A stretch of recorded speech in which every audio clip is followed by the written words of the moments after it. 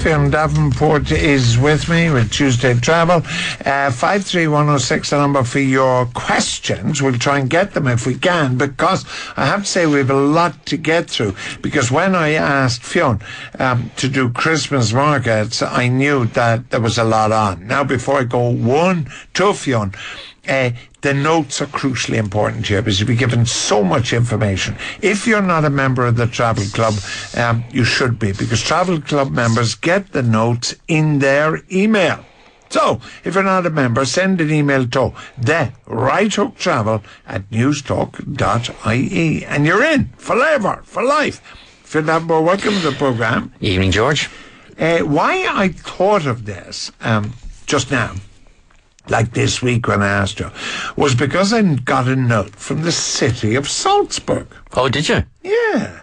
Who told me that their Christmas market is one of the oldest ever and how fabulous it all is and everything. And I said, I must ask Fionn Davenport. Do you know what? And, you often hear that thing. It was like, here we have that sweet smell of autumnal rot has barely set in, and we're talking about Christmas. Yeah. Is a little uncomfortable. However, I will defend it and say you have to plan. Correct. You have to plan. Correct. If you're going to try.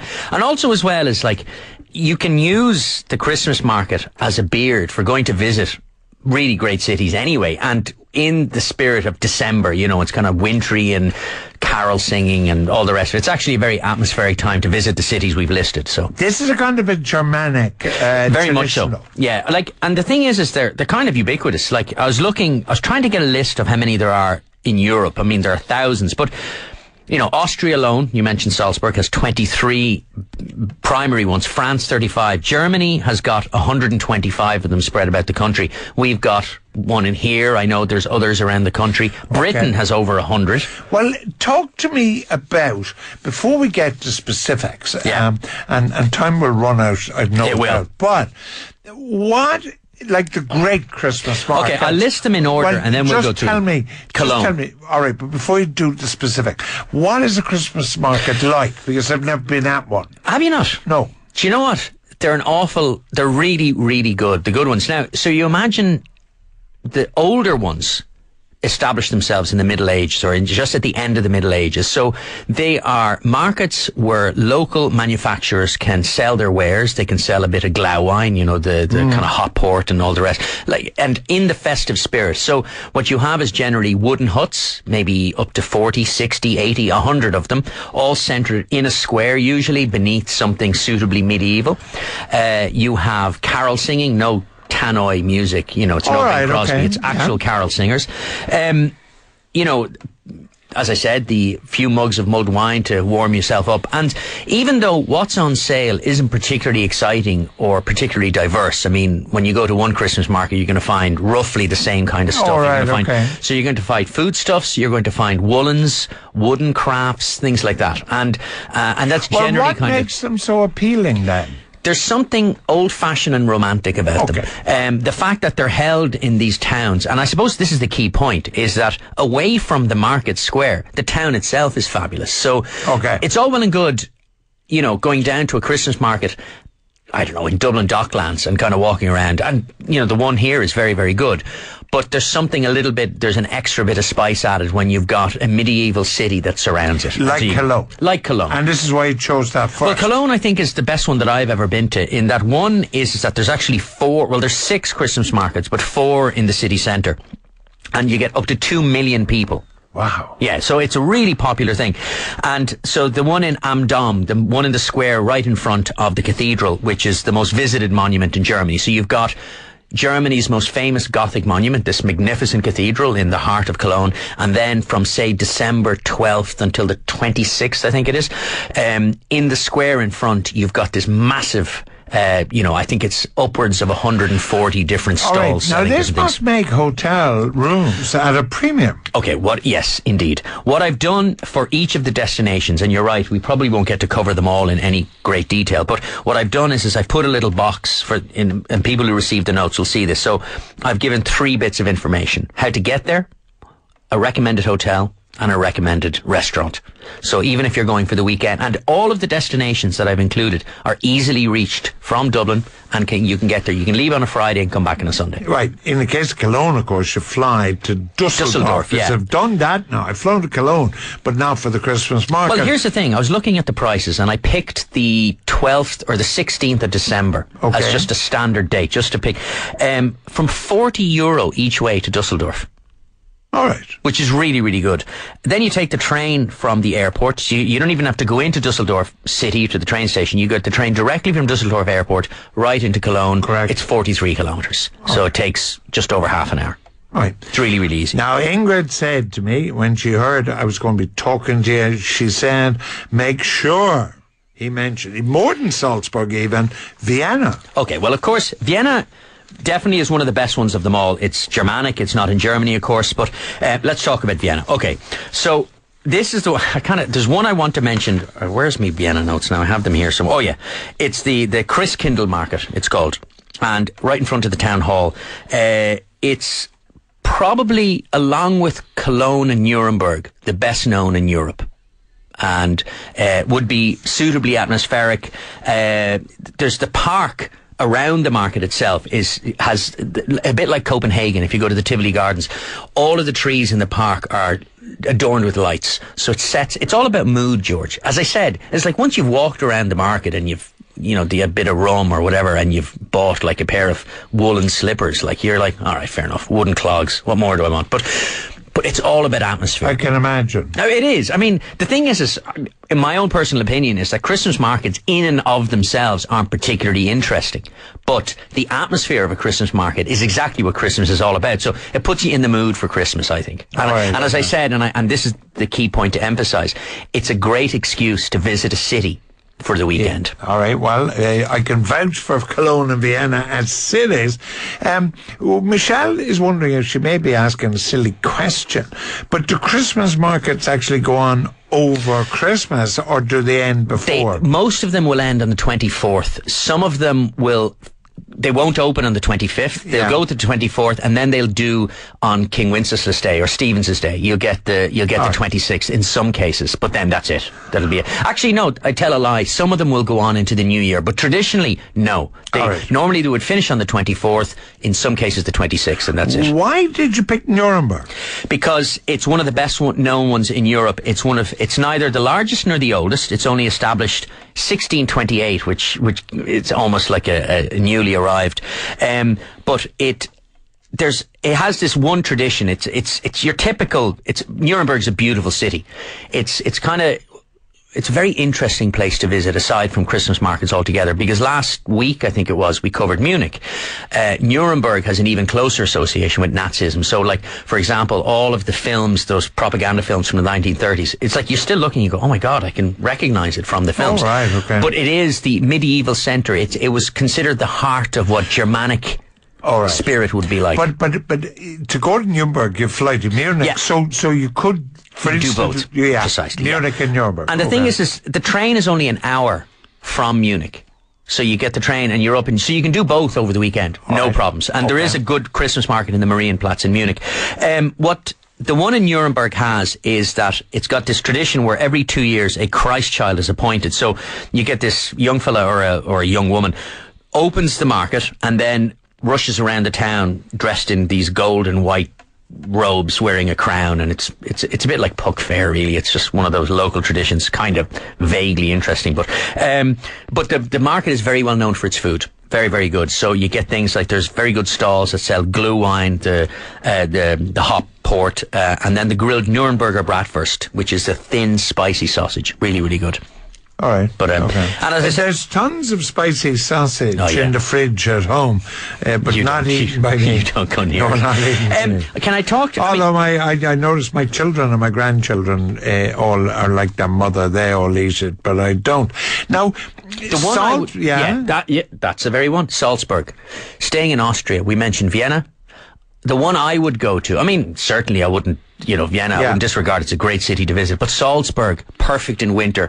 Generally, it's going to have a light sprinkling of snow. Like, you couldn't pick a more Christmas type of town. Okay. It's really absolutely beautiful. It's easy to get to. Ryanair fly directly into Salzburg. it's again, I've been to Salzburg at Christmas, and it's the smell of roast chestnuts, things like that, again, gets you into the atmosphere. So I think Salzburg is a lovely town to walk around in anyway. All right, before we carry on, we do have some questions. Sure. So, Barcelona? No, it's not a Spanish idea, is Yes. it? Actually, really? Barcelona has one of the most interesting Christmas markets. It's not at all Christmassy because it's not freezing cold, but it's not super warm.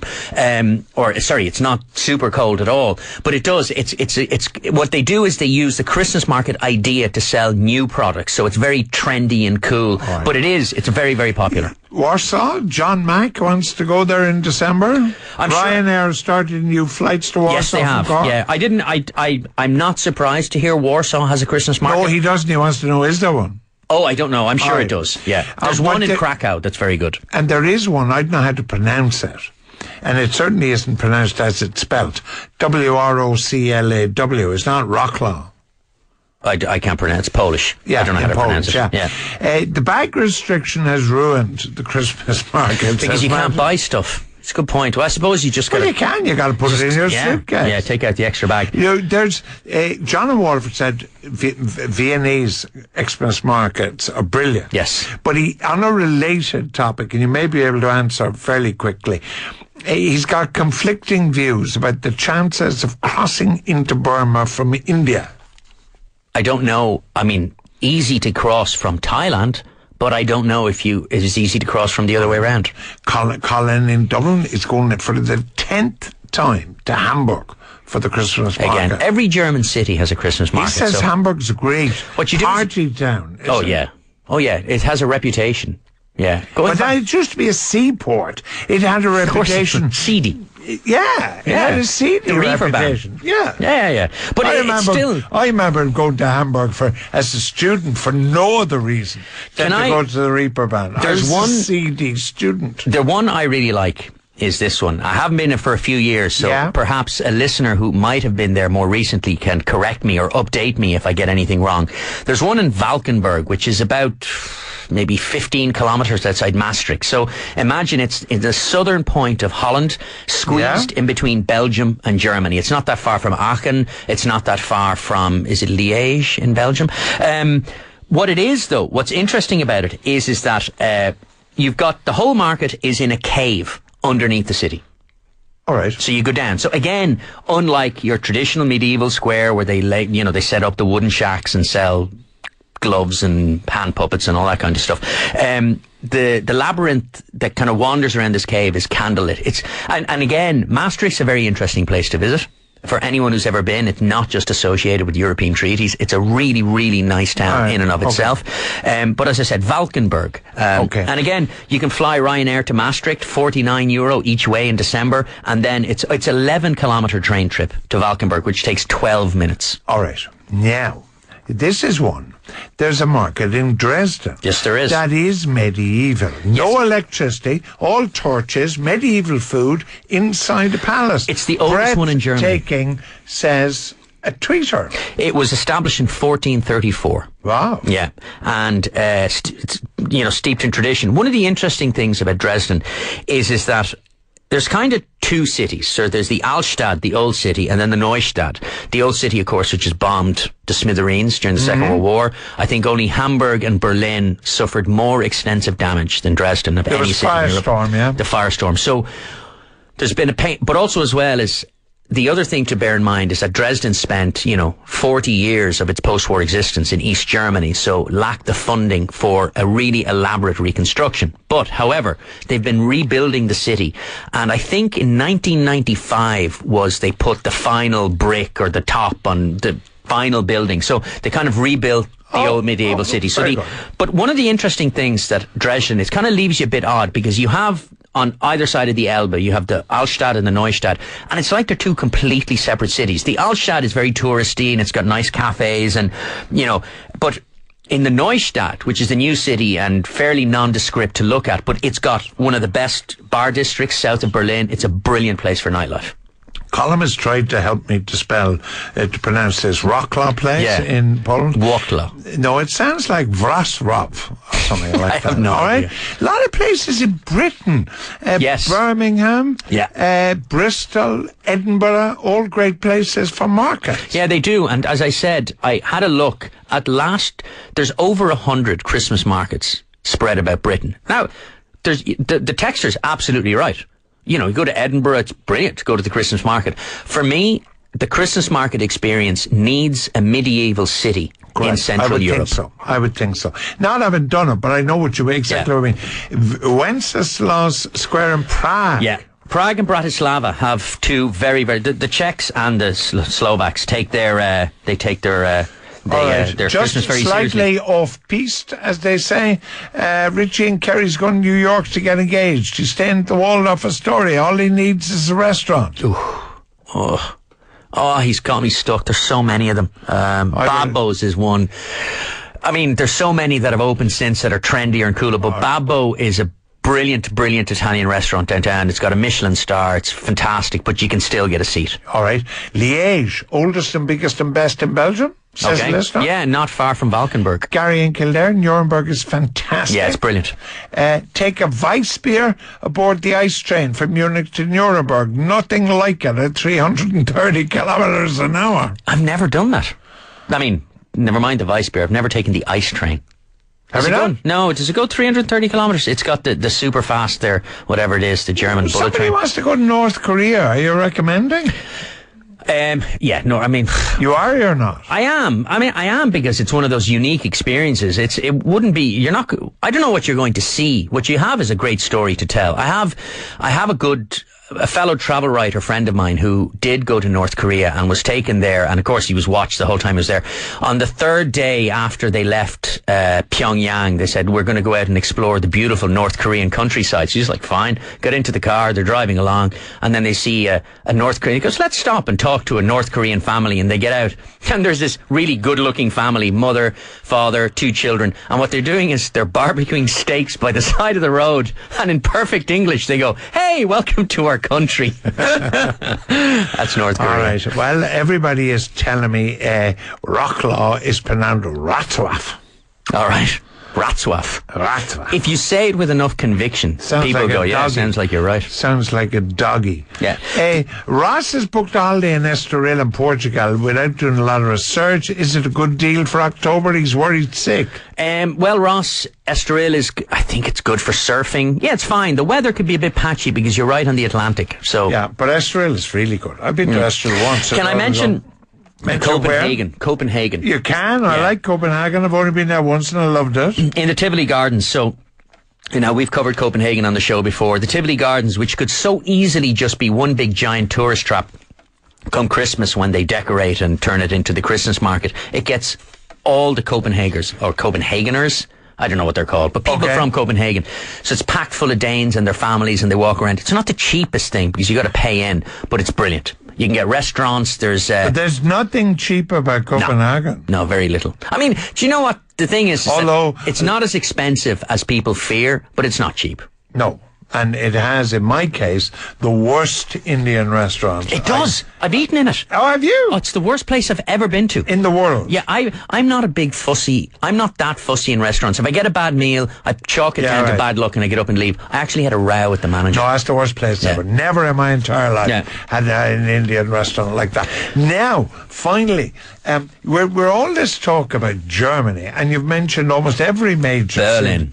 Yeah. I haven't mentioned Berlin. Why haven't you mentioned Berlin? Okay, we'll mention it now. It's it's absolutely brilliant. Well, Berlin, I don't know that the Christmas market is a weird one because it's on the church, you know, the one that was destroyed, the Gedächtniskirche, or the Memorial Church. So it's in the Kudamm, in the old West Berlin. So you've got this, and it's in the shadow of that. So it's not the perfect setting for a Christmas market, I don't think. But Berlin is so overwhelmingly interesting in and of itself that I don't care that the Christmas market isn't as great. It's just an excuse to go to Berlin. Absolutely.